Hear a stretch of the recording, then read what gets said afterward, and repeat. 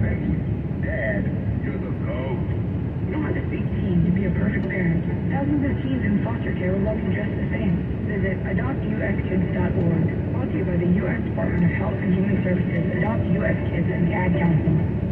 A few Republican governors have recently shared some of their illegal immigrants with Democratic areas, like where one of our former presidents lives. Barack Obama has 30 acres. Just take 15 of them, build a beautiful city for illegal immigrants on Martha's Vineyard, and give them the beauty that Obama has every day. And he can keep half the property for himself. I'm just asking for half. Good luck with that. Oh, that's right. Liberals are always interested in other people's money. Okay, I get that. Hannity, 2 to 3 on your radio and smart speaker, 560 KSFO.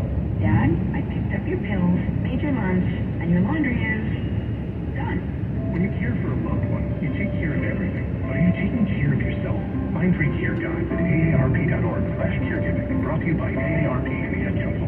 This is a trusted space. This? Trusted space. This is trusted space. This is a trusted space. Find free resources for student and educator wellness at calhopeschool.org. You let him try violin because you love him. And if you love him that much, love him enough to make sure he's buckled up and in the back seat. Find out more at nhtsa.gov/the right seat. Brought to you by the National Highway Traffic Safety Administration and the Ad Council. Find out everything you need to know about your favorite radio station on the Talk Radio 560 KSFO website. It's all at KSFO.com. 9.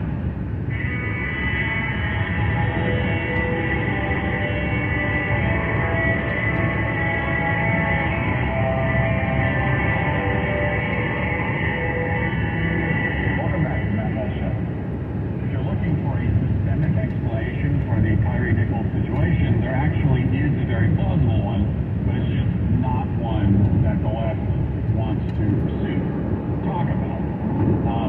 And even if you find a systemic, even if there are systemic elements to what happened, which I think there are, we'll talk about in a second, that still does not exonerate the individual from being responsible for their own actions.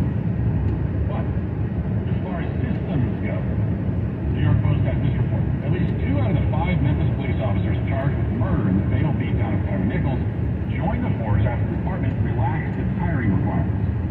Darius Bean and Demetrius Haley both joined the Memphis Police Department in August 2020, more than 2 years after the department dramatically loosened the education qualifications to become an officer. Recruits no longer need an associate's degree or 54 college credit hours to join the force, and you can buy with 5 years of work experience. Loosening the required qualifications, however, means that the department is ultimately getting less desirable job candidates. Mike Alcazar, an adjunct professor at John Jay College of Criminal Justice and a retired NYPD detective, told the Post, he said, quote, "They're desperate, they want police officers," Alcaraz said. They're going through it, they check off some boxes, saying, okay, they're good enough, get them on. The department showed signs of struggle with recruiting new officers, offering $15,000 signing bonuses in 2021 and 2022, according to Fox 13. As of January 22nd, MPD was down roughly 500 officers, according to the news outlet. Last year, the department lowered its standards again for new recruits, nixing the timed physical ability test and cutting college education requirements from 54 credit hours to just 4. The department also revealed that it was even offering waivers for people who have been convicted on felony charges. So, bringing the standards down. And why this is happening in police departments all across the country. Why is it happening? Partly it's because they want to diversify their ranks. And this is one of the solutions we were told after George Floyd, even though he died of a fentanyl overdose, and they all blamed it on the police officer. But after that happened, they said, well, one of the solutions here is we need the police departments to better reflect and look like the communities they're policing. So they want to diversify, and that's part of the reason they lower the standards. The other reason is that they're just finding it difficult to find police officers who want to deal with any of this.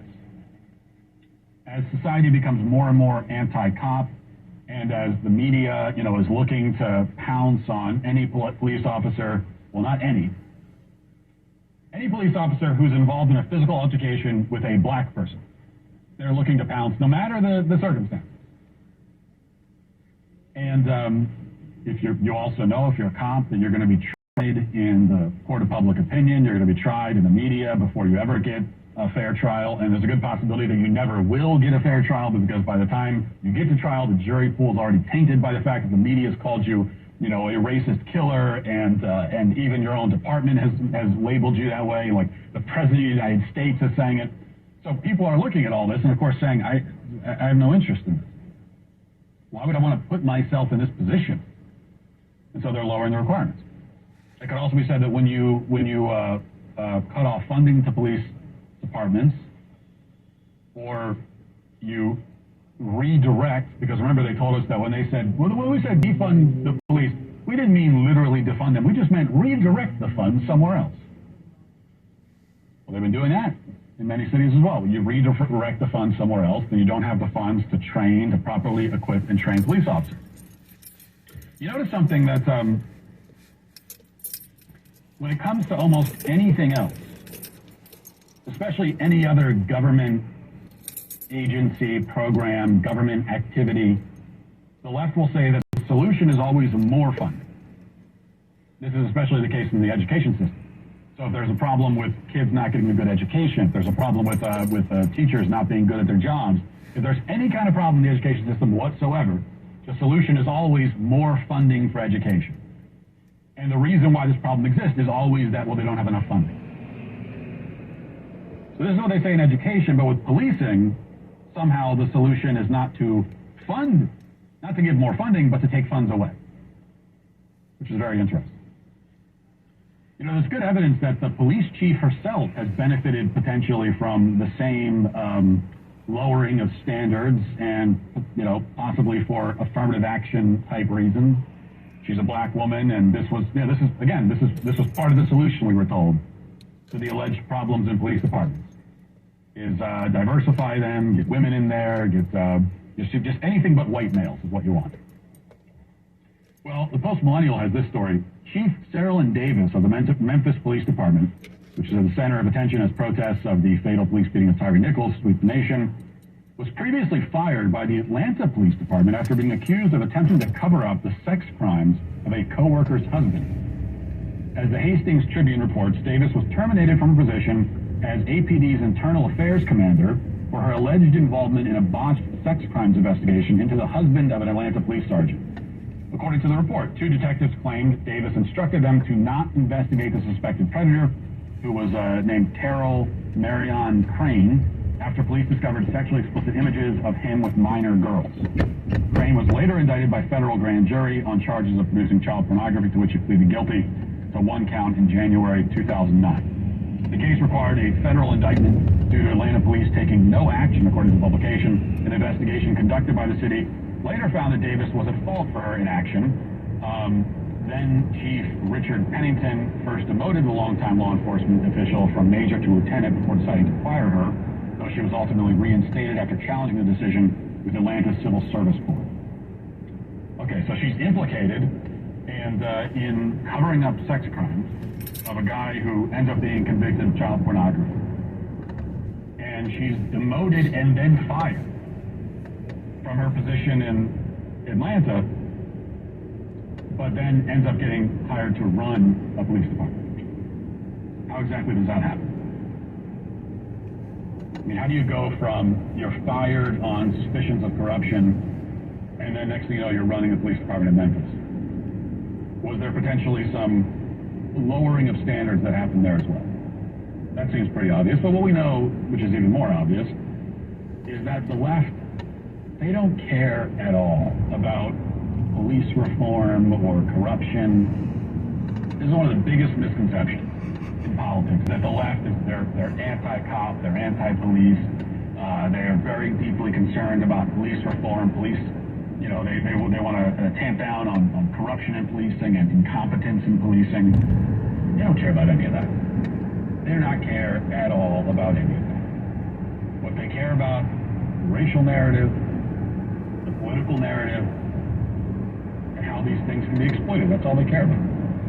Which is also, by the way, the other thing we didn't talk about are the actual protests, rioting that happened after this video was released on Friday night. And remember, they built it up. They talked about how horrible it was.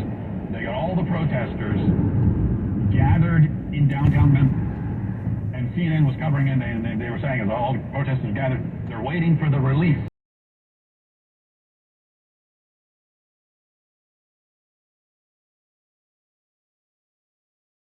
In the city, let's get all fired up and angry, and then we'll drop this video. And it would seem like, I mean, if you wanted to encourage rioting, there'd be no better way. And then they dropped the video, and it was a brutal video. And yeah, there were protests across the country, and there was some rioting, and there was some looting that happened, which is terrible. But it really has been not anywhere close to George Floyd 2020 levels. Even though everyone agrees, like I haven't heard anyone say otherwise. Everyone agrees that the Tyree Nichols video is far worse than George Floyd. Okay. Now, from my perspective, it's not hard for it to be worse than George Floyd, considering he was in the middle of dying of a drug overdose, but all the same, everyone agrees with it. And I haven't heard anyone even defend a police officer. The most anyone has said is, like, which I said, they deserve their time in court, innocent until proven guilty, of course, but based on what we're seeing, it's really a horrifying video. And yet it hasn't reached that level. The rioting has not reached anywhere close to that level. And that's because they don't have the racial angle. There's a lot of factors. The rioters, the rioters and looters, they're sensitive to weather conditions. I think the history has proven that. Even more so, it's just they don't have the racial angle, and it takes the wind out of their sails. It takes the wind out of the sails of the media, too. They're trying to find a racial angle in it, but it's not going to stick, and they know it. Which is why I just checked the CNN's website, and the Tyree Nichols story is already below the top headline, which has nothing to do with Tyree Nichols, and even below on their if you go on mobile anyway, they've got their top story, and then a review of The Last of Us, the last episode of The Last of Us on HBO. And then there's another story, and there's a story about Ashley Judd, and then below that, you have Tyree. Compared to George Floyd, where he was like the top story for, I don't know, 3 months. Without the racial angle, it just quickly goes away. And nowhere is that more evident than in any case where a white person is killed by police. So we know if it's white officers killing a black person, we know what they do with that. If it's black officers killing a black person, they're going to try to find something in it that they can talk about. But if it's a white person being killed by cops, that just never makes the headlines, ever. That is never a major headline story, ever. There are never mass protests on that, ever. Because they don't care. Next up in our daily cancellation, we'll be canceling the musician Sam Smith for his new and quite grotesque album. We'll be right back.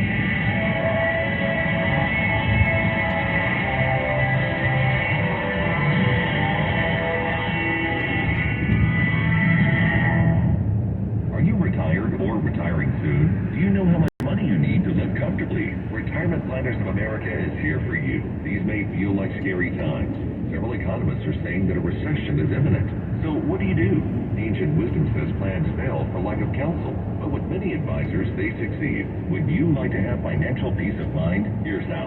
Step 1. Find out the amount of money you'll need to retire. Step 2. Have an actionable plan to get there. Step 3. Make sure that plan is executed to take advantage of market gains, but protect you from market losses. We would like to give you a free, no-obligation consultation to help you do all three. We will help you discover your magic number and give you the roadmap to get there. Call now to schedule your free consultation. 800-508-6108. That's 800-508-6108. 800-508-6108. Don't wait. Call 800-508-6108. All investments involve risk, including losses. Past performance does not guarantee future results. Brian Sussman here. Listen to my weekly podcast with tax attorney Steve Moskowitz, only on the KSFO website. And let's save some money. Brian Sussman's news and views you won't hear anywhere else, only at KSFO.com. Sponsored by tax attorney Steve Moskowitz. Do you have heart failure and often hear, "Those stomach issues ruined your birthday"? You're too tired to play catch, Grandpa. Sweetie, you haven't touched your tools since the carpal tunnel syndrome diagnosis. if these seemingly unrelated symptoms sound familiar, talk to to your cardiologist. Ask about transthyretin amyloid cardiomyopathy, or ATTR-CM, a rare and underdiagnosed disease that gets worse over time. Learn more at connecttoyourheart.com. That's connecttoyourheart.com. Sponsored by Pfizer. With PatriotSoftware.com, accounting and payroll, keep your time and money. Whitechapel here, serial entrepreneur. While starting my first of 5 successful businesses, I foolishly did my own accounting. I stuck the more difficult tax forms in a drawer for later, which caused the tax man to come in. That little mistake took an entire team of accountants weeks to prevent the tax man from clubbing me. Moral of the story? Use Patriot's accounting software because it's easy, and tell your accountant to use the same accounting software you use. Then, if the tax man cometh, you'll be the one holding the club. Go to PatriotSoftware.com. Use promo code RADIO and get 2 months of accounting software free. That's PatriotSoftware.com. PatriotSoftware.com. Accounting and payroll. Keep your time and money. Access to cutting-edge treatment can help make long-term survival possible. Stand Up to Cancer and the Lust Garden Foundation have teamed up to bring pancreatic cancer clinical trials to those who need them. For more information, visit pancreaticcancercollective.org.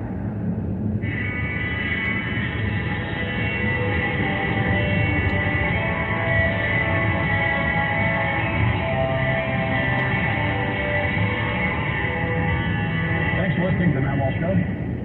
Growing up in the 90s, we saw many one-hit wonders come and go. They'd pop onto the music scene with a piece of melodic and lyrical brilliance like Macarena or Tough Thumping, Mambo No. 5, and their songs would be inescapable for 5.5 months, piping through every speaker, ubiquitous, floating on the breeze, almost becoming a part of the atmosphere. And then just as suddenly, both the song and the musical act that produced it would disappear, and we would never hear from Lou Bega or Chumbawamba or Better Made the Macarena ever again. Maybe they turn up again briefly years later in a VH1 Where Are They Now segment, but usually they simply faded from view entirely, leaving us to wonder whether they ever actually existed. That's not how things work anymore. These days, nobody ever fades from view. We are not permitted to forget about anyone, no matter how much we may want to, because we're all connected. We're caught on the same web, and so everyone has their 15 minutes of fame, but the 15 minutes never ends. This is true on a personal level, and it's also true of pop culture, where most pop artists are, at most, capable of producing one moderately listenable song, their one real hit, but then they linger on indefinitely, clamoring for attention, usually in ways that have nothing to do with the music. And in recent years especially, a marginal pop star who already released their one arguably decent or maybe not completely terrible song will cling desperately to relevance by doing 2 things. 1, becoming increasingly vulgar and explicitly sexual, and 2, coming out of closet. And often they'll come out of multiple closets. They'll come out of the closet multiple times, finding one closet after another to emerge from. We may call this the Demi Lovato strategy, though she neither invented it nor is she the only pop star to utilize it. Some came before her, and many came after her, and this is the case certainly for the singer named Sam Smith. You may remember Sam Smith as the guy who made that one song 10 years ago, Stay With Me is what it was called, and it enjoyed its 5.5 months of cultural ubiquity. And it was around the same time that Smith came out of his first closet, announcing to the world that he was gay. And that revelation didn't do much to generate any extra interest or fame for Sam Smith, as we all kind of assume at this point that every pop star is gay. So he said, "Hey, I'm gay," and we all said, "Yeah, okay." We figured. Perhaps disappointed that he didn't get more publicity mileage out of his sexual preferences, Smith began revealing deeper and deeper levels to his gayness, like the gay equivalent